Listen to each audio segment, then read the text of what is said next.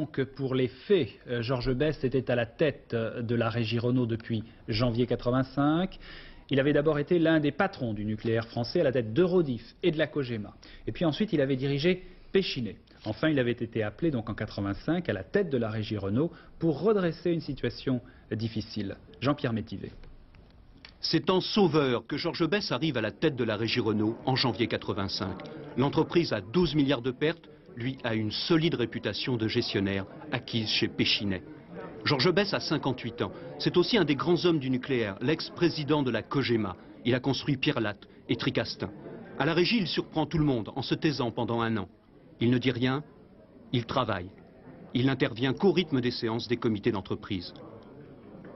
Cela lui vaut l'hostilité des syndicats de la régie et aussi des militants communistes qui l'interpellent ici sur les Champs-Élysées à la sortie d'un conseil d'administration.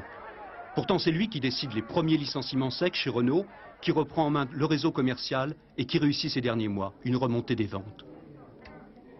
Pour réaliser la même production et même plus avec moins de personnel, non seulement sur les chaînes, mais également de structure.